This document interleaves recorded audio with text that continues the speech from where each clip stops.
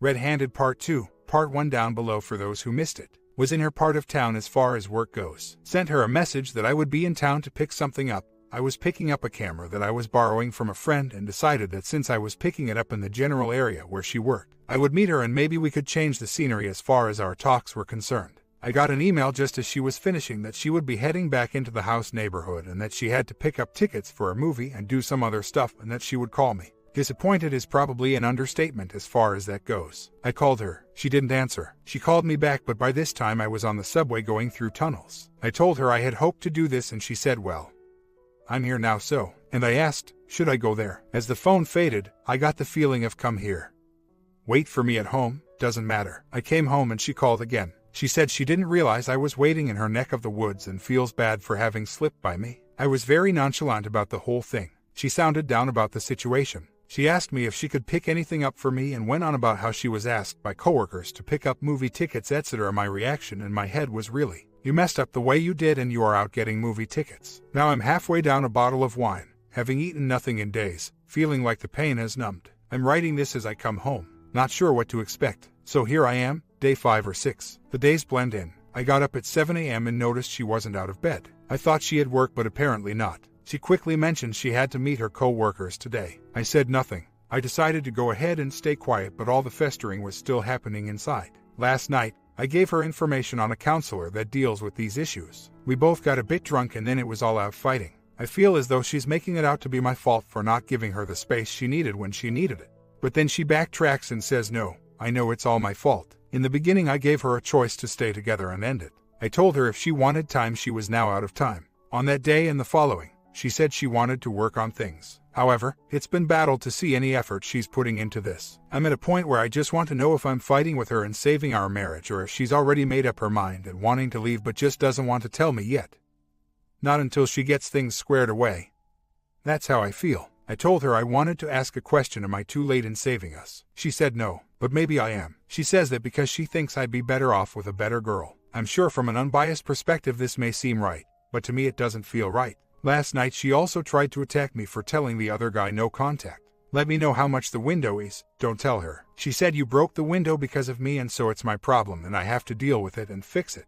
I also have to confront him about the discrepancies between his version of what happened and mine. Like for some reason this guy is more important. She said no, it's just part of who I am and right now I feel like I'm broken and part of the healing means me confronting him and the apologizing to his roommate because he was never supposed to be involved. Our marriage was rocky before this happened. When I noticed, I jumped into action. I did things to try and show she was worth the fight. Then this happened, and I'm expecting her to jump into action, but she has done little to show that she has.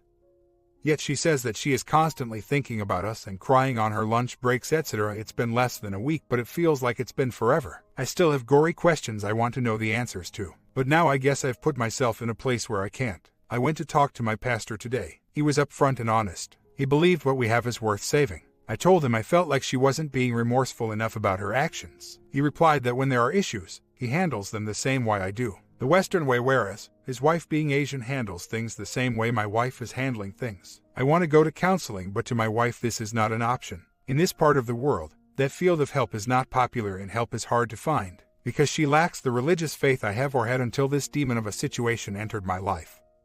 She has already showed that she's not interested in that route either. One thing, I have to write to get it off my chest. Before she left today to see her co-workers, she uttered the words, please don't think too much. The same words she used in the weeks leading up to the incident.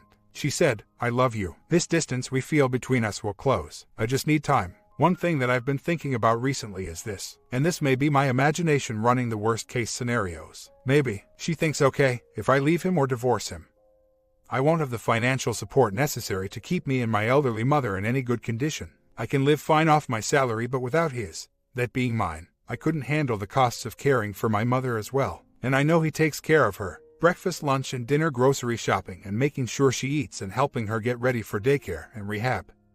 So taking care of that on my own would add more stress to my life. Then, I'm 40 and I do want children. I could probably get into the game and find a man, more handsome and with a larger bank account. But why would he want me with all this baggage? So maybe he is simply the safe bet. That's what my mind is telling me, as a possible reason for her staying.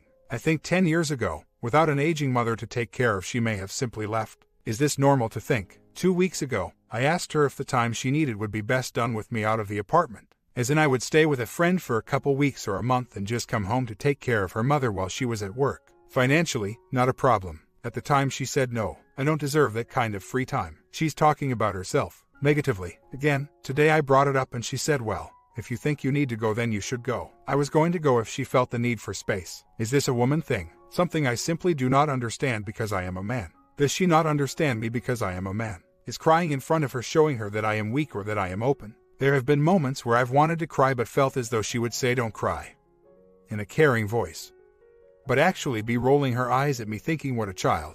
I've decided today, after watching carefully at her attitude, that perhaps some time alone would do us both good. She says that over the 9 years we've been together that there were moments in our marriage she thought, I guess this is just what being married is about. She is focused on the negative and not so much on the positive. I've already admitted to making mistakes and I've already told her it was no reason for her to cheat. She should have communicated with me instead of being patient, as she put it. With the buildup of all this patience, she blew up at me one day. We fought. That's when I first realized we had some serious issues. I did my best to make things better, but apparently my focus on the relationship only pushed her to feel more, well, pushed for a decision I thought she had already happily made, to be married to me and have kids. A day after the incident we reconciled, but perhaps we were both in the aftershock of the entire ordeal of what happened. Now she's back to I need time, and every time I bring up a topic related to us she says I'm pushing her. She told me last night, you are driving yourself crazy. You need to get out and be with friends. So, I'm going to spend a week at a friend's house. A week might not seem like a long time, but I figured that the most we've ever spent apart was 2 days, and after 2 days we felt like it was 2 months.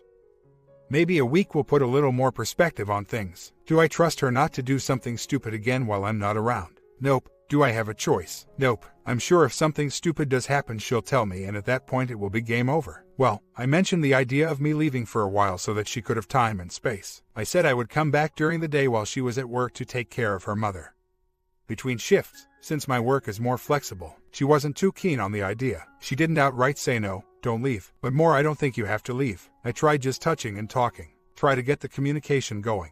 At one point she looked at me and said, I know I hurt you really bad and I'm so sorry. She was sincere, I think. Still, by the end of the evening there was a point where she asked me to go to the next room so she could do her own things, which kind of broke the atmosphere a bit, but I guess I have to think in baby steps. My wife has said she wants to stay married. In the first couple of days after I caught her in the act, she was remorseful. Now we're more than a week out and she's gone back to I need time. The time she needs is to find herself, and to fix problems she has. She has had many bad experiences in her life before me. The passion we shared in the earlier years was incredible. My idea of trying to save this marriage is to keep communication open, and due to the loss of trust, make sure I know where she is and what she is doing. I gave her the opportunity for me to leave for a while so she could really feel free of me if that's how she felt. She said no. So, I'm home. It's almost 10 p.m. Her shift ends at 6 p.m. Because she's a supervisor at work, there's always the possibility of overtime. Also, on tougher days, she had a drink with co-workers. A couple months ago, I wouldn't be worrying at all. Right now, I'm driving myself crazy. Why not call and see where she is? Well, there was what she felt as need time and space. She says, maybe you don't see it, but I'm really trying hard and thinking hard. She's right,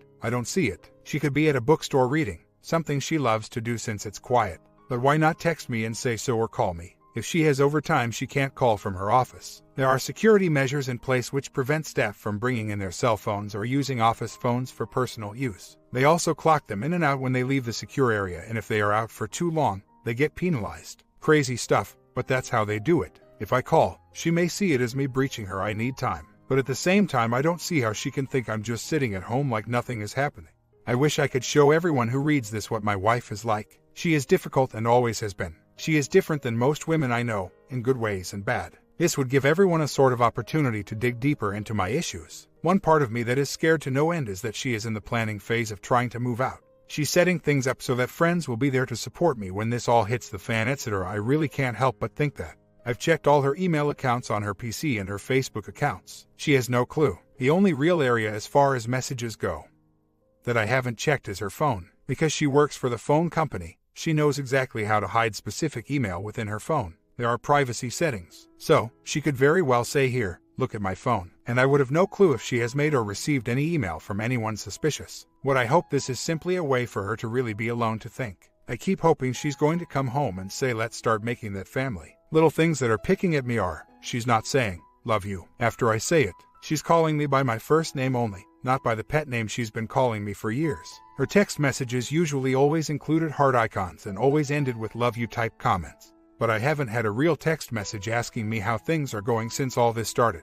The Facebook, I am pretty sure that on our profile page it said married to, and our names, but I checked the other day and it seems, on both our profiles, there is no name. It just says married. I don't know if she knows how to change those settings or if I did something that changed it. But it's picking at me too. It's not like people don't know we're married, and I'm sure if I brought it up, she'd say she'll make sure to put it to married to me. But it seems so trivial a thing. But it's all these little things that are picking at my brain and I can't seem to focus on myself. Last night, after many hours of summer cleaning, she started to talk about moving out. As in all three of us, her, myself, and her mother, saying that the rent we pay now is quite expensive and that perhaps buying would be a good way of getting out. The market is cheap and our salaries are good enough where if one of us quits, paying the mortgage wouldn't be a problem. She talked about moving quite a distance from where we are now but closer to both our workplaces. It caught me off guard, talking about adding more to our relationship before fixing what we have. I decided to play into it, and I do like the idea of getting away from where we are now. At the end of the evening, I went to bed before she did. I asked her if she was okay and she said no. I asked her why and she said now I have more to think about. The mortgage would be under my name. I can't ask for a loan in this country without becoming a citizen. And so I don't want to leave anyone with a pile of debt. I have to get insurance that would cover that. She finished it off with I'll be okay. You go to bed. By that time, I was emotionally drained and physically exhausted. I went to bed, but like I said, this morning, she sent the signals. There still are things that are picking at me. Her lack of understanding that trust is an issue now, so when I ask what her plans are for the day, I would assume she'd be happy to show me so that I could have peace of mind. Rather, she asks why, as though I'm questioning her faith, which I am, but what do you expect? She discloses, but there's no real way of knowing unless I have someone follow her around. She mentioned early on in the time preceding me catching her that she felt betrayed by the because he made it sound like it was all her idea and that she used words like divorce, separation, when she says she never said that. Why feel betrayed by someone who was looking at getting you, my wife, naked and into bed? Of course, he's going to place the blame on you. He's afraid I'm going to kill him. She said she went to him to get advice on our relationship and that she wanted an opinion from someone outside our circle of friends. So, when she used the word betrayed, I said I'm the one that's been betrayed by you. Why are you feeling betrayed by someone that either had no respect for you and me and was looking to get his rocks off unless you actually said what he said you said and you wanted it as much as he did? I've asked her to open up and be honest about us and our relationship. Apparently, I've disappointed her from the very beginning, although those weren't the words she used. Little things I would have never picked up on unless someone pointed them out. Had I known these little things were going to disappoint someone, I would have done a better job at doing better. An example, a friend of ours spent weeks studying for an exam he took, a language proficiency exam. When he finished, his wife was able to say how proud she was of him. I've never taken the proficiency test but speak to a degree better than him, but no test. So, she asks me, is there anything you do that you are proud of? And I point to a lot of things I think I'm proud of. Apparently not what she was looking for, but it's these little things that others have that we don't. Never what we have that is special that others don't. And since this was apparently something happening over the last 9 years, I feel like I've been constantly failing her when I thought I was winning her over. Before mentioning any of this, she started off with a disclaimer, please don't feel bad, okay? But as if that would make me feel any less of a zero. Every night I go to bed feeling exhausted in every way you can imagine. Every night I have these horrible dreams and keep hoping this is one of them and I will wake up out of it. Every day I try to find some way of saving us, and with a word or an action she has a way of bringing the house down on me. If I felt somewhere along the way that things were bad, and if I knew how she felt and felt the same way along these last 9 years, I may not feel so much like a zero and I may have just said good luck, I'm off to be happy with someone else. But I never felt that way, at least not until now. I was looking at apartments today at a real estate agency. While I was looking, the guy asked me how many people, as in who else would be living with me. I found myself in a place where I knew I should say my wife, but emotionally felt like she was not really there or is not going to be there. And my brain started to fry. I got a couple of good spots before saying I got to get going, because I was having a full-blown panic attack. This morning I left earlier for work. It is Saturday here and we both said, it doesn't feel like a Saturday. Why? It seems like nothing I do feels the same. My work requires me to be with other couples who are very happy. I have to be all smiles. That doesn't help, but I can't just quit work. I'd love to just put my brain on ice for a couple of months. Let it all go in one direction or the other and then pick things up from there. I want to fast forward through all this crap. When we met, she was married to a man that was messed her up. She was married to him because they had an agreement that he would live in another part of the country, and that the marriage would only be on paper for the purposes of his father's satisfaction that his eldest son was married, and for her it was for her mother and financial support. After they married, he decided not to live apart, and that's when the domestic fee started. I met her about 1 year into their marriage. They knew each other from their early 20s, and she was 32 when they married and 33 when she met me. I was in a relationship living with my girlfriend looking for a way out. I was 23 and still new to long-term relationships. It was our chance encounter that set in motion events that would lead her to divorcing her husband and me moving out. She moved in with me right away. Her mother was not pleased, and her ex tried to renegotiate her back into his life, never knowing that I was around. I was selfish. I wanted her to myself. I didn't care that she was married. I just knew that I was in love and felt loved back. When she moved in with me, she was leaving a rich life. Her ex and his family are quite rich, to a less rich life. She seemed to adjust just fine. Because I was still in my party phase, she often accompanied me to the clubs and enjoyed herself too. She missed out on some of that fun during her 20s because she was caring for her father in a hospital since she was 18, died 18 years later. She has since said that in those years there were times where she felt she had to be patient. There were times when she was disappointed and didn't know if she could really count on me. I was 23. What could I say? I wasn't a grown-up just yet. For years she had said she wanted a family, and while I was most certainly interested in having a family, we weren't married yet. I asked her to marry me, but she said we should wait a while. She felt that my mother wouldn't be happy knowing that I was going to marry someone older, 9 years older, and someone who was already married once. I told her it was my life and that my life was not for my mother to decide. 5 years later we married, but not in a grand ceremony. We went to City Hall, signed some papers, and it was done. She has since said it felt like nothing special. I don't know what marriage is. I said that we may have not planned the day like most, but that day was special to me. I think she wanted something special, and I regret not having thought about that more. As a perk to what I do as work, renting a church and music is quite easy, but still not cheap. We took a look at some places, but in the end, she always looked at the price and said we could do this or that with the same money. So, I was getting mixed signals. We still hadn't gone back to my home country to meet my side of the family, so they got put on hold. As the years went by, I was moving out of the clubbing and partying phase of my life and more into work and make money phase. She was also working full-time. She would often bring up the fact that she was old and that other people her age already had kids. Unfortunately, while we were trying to have kids ourselves, we didn't know that I had a low count, something only recently discovered. I wish I had put more time into the baby-making process and thought more about her age and having kids. I guess I always thought it will happen. We just have to be patient. It's only when a doctor told her she was healthy that I decided to get myself checked out and found the problem. I should have done that sooner. We might have had a couple kids already. My hobby is photography. I love cameras and camera equipment. It's an expensive hobby, but it has some great benefits. The first is my wife trusts me with all our photographic needs. She wants a new profile picture. I can do it. She wants some photos to send to friends of us. I can set it up. She wants me to take pictures while we're out and about. Not a problem. I wish I had taken some of that money and put it into something she liked. Don't get me wrong. I do my best to find things she likes and buy them regardless of price. She is a wine drinker and has every wine accessory I could find. Every birthday, Christmas, Valentine's Day. I'm always on top of things trying to figure out what she wants. We don't have wedding rings. We've gone out and looked at some, but she's not keen on the affordable rings, and when she sees the prices of the pricier rings, she again says we could travel here or go there for the same amount. I wish I had just found a pair that I know she would like, save the money, and just buy them without her knowing. I also never got her a proper engagement ring, which I wish I had done. My wife has always been good at taking care of herself. Her fashion and makeup are always things she takes good care of. She doesn't need expensive clothes to make what she wears look good. I, on the other hand, am more a comfort guy. I like the shoes I wear not because they look nice but because they feel good. I imagine there are times when we've gone out where she's been beauty and I've been the beast. She never once complained outright, but looking back I can see that there were definitely times I could have taken better care of myself. Housework is something I've never been good at. As soon as I moved out of my home I was living with a roommate and we were never at home to make a mess. When I moved to this country, I lived in a kind of expat's house where everyone was living out of their suitcases. When I met my first long-term girlfriend, I moved in with her, and because she was such a neat freak, I never had to do anything. That was one of the reasons I didn't like her in the end. She was going above and beyond normal clean. 2 showers a day was a must. You had to wash your feet after you took your socks off after you've been outside, even though your socks were in your shoes. When my wife and I started living together, things sort of got done and I never fully appreciated it.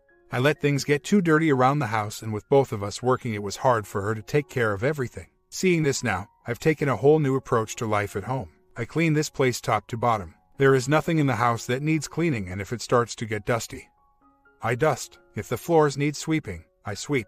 It's only been a while since I've been doing this, but I imagine my wife has been patient in that way. Where we differ in opinion still is, I wish that if something needed to be done, she would ask, "Can you do this?" And I would have no problem doing it. The reason for this is simple. There's my way and there's her way. My way is never quite the right way. I wait for instructions and then go from there. This was not something she was happy with. She wanted me to just take charge, and if I did it wrong then do it right after I do it wrong. Which makes no sense, but now I just wish I had done it. Time to myself. I think I took too much. When I work 12 hours I come home and need to deprogram myself with some television or some reading. There were times I would go from deprogramming to being consumed by whatever it was I was doing. That left little time for my wife and our time. I hesitate to say little time because we did go out on dates and to different social gatherings together. She would come home tired from late shifts at her work as well, and I didn't want to get in the way of her own deprogramming. I should have spent more time keeping in touch with her. I guess I just never imagined we would be out of touch. I have taken responsibility for the ways I've acted and what I have done,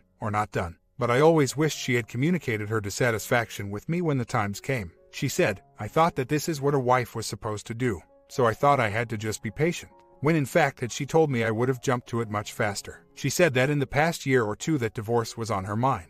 Maybe not intensely, but she was thinking maybe I'm not meant to be a wife because I can't be patient.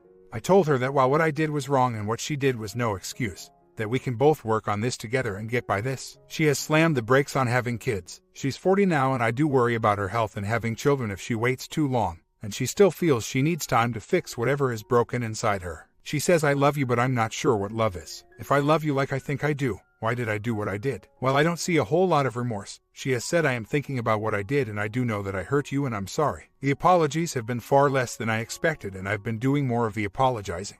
What has me worried right now is that while the chances are low because my count is up above normal, and we've had slept together, that she might be pregnant and not know it. I don't want our child to be one conceived at a time when she's contemplating her life. I do hope that if she is pregnant that she embraces it. And I think she will change with that kind of news. I wish I could have kept the snake in the cage a little longer so as not to force this on her if it turns out she is. I have made the changes as far as housework goes. It's going to be a challenge to keep it this way, but I am up to it. As for wedding bands and a proper engagement ring, well, last week I went out and bought a ring and asked her to meet me at a downtown area. I was going to bring her up to a rooftop chapel and propose to her properly with a ring and tell her that while I am proposing she doesn't need to feel pushed.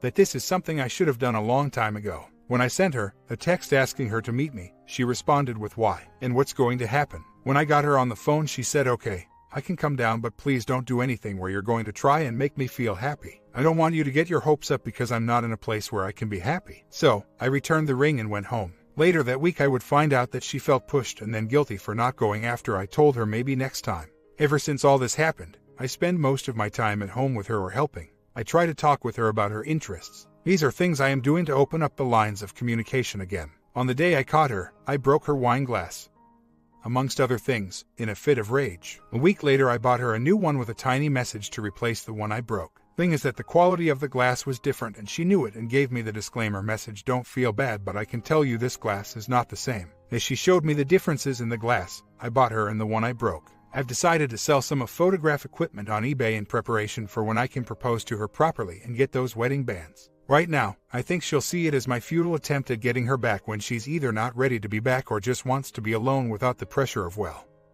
now he went and spent all this money on a ring. I guess I have to smile. I wish he had done this earlier. My wife admits to being difficult and selfish. She says in part because of how she was raised by her parents. So, what do I do in the meantime? Well, she's not ready to accept gifts of any type. I guess talk and hope that she reconnects with me. But part of me still feels like she wishes she could be alone with only herself to worry about. I woke up early and tried cuddling with my wife. She wasn't very receptive. I decided to take charge and said I'm going into town to look at a couple places at a real estate agency, in the hopes that she would tag along since it was her day off as well. She told me to go ahead and that maybe she would come in the afternoon. The afternoon came and I had looked at a bunch of places. The things are, I can't make the decision to move to one place or another without her. So, I called and said I had seen some good places in hopes that she would then say something like, "Okay, I'll come down." Instead, she said I've got to do some things too. I came home and saw that she was looking on her PC at fake eyelashes and beauty products. I'm sure she's going into town for that. Not exactly what I was hoping for. So far, I'm getting the feeling that she feels I'm not giving her room to breathe. I'm doing my best at coping with the infidelity, but her attitude seems off. Like I'm trouble and I'm in the way. I would bring these up with her, but as communication is already fragile, I'm holding this all in the hopes that something happens. Something good. But that may just be wishful thinking. I remember the days when we would try so hard to have the same day off so we could spend it together doing something. Now it's almost like the opposite. If she has the day off, she wants to try and spend as much of it apart from me with the occasional "I'm here. Let's do something quick so I can leave again" kind of feeling. I was hoping for more remorse on her end. Why am I now thinking about divorce? Well, while certain areas have improved, just 2 weeks after D-Day, I'm not feeling a whole lot of remorse. She says, "Maybe you can't see it, but I am trying really, really hard." Here I am thinking that I was the center of her world because she was the center of my world, only to find out that the last 9 years I wasn't exactly the center of her world, and that has crushed me. She is 40 and I am 32. We have no kids, and up until last month we had been talking about it. I had infertility issues to deal with, but the doc said I'm good to go. Now that I'm good to go, she's put a hold on having kids. I don't know if she needs a month, 2 months, a year. Still, I don't want to waste her time if I'm not making her happy and she's just settling for what she has now. And I want the pain to end faster if possible. If I ask for a divorce, she will have certain financial difficulties, but knowing her and how tough she is, she'll find work after her regular work to make the money she needs. I don't think she would try to hold on to me for any financial reasons. I want her to hold on to me because she loves me and wants things to work. I'm not getting that feeling, although she says differently. My comment, OP himself is questioning staying for this marriage. Maybe it's a sign that he realizes he is not happy in this marriage. Part 3 ending coming later in the day. Sub to watch the ending as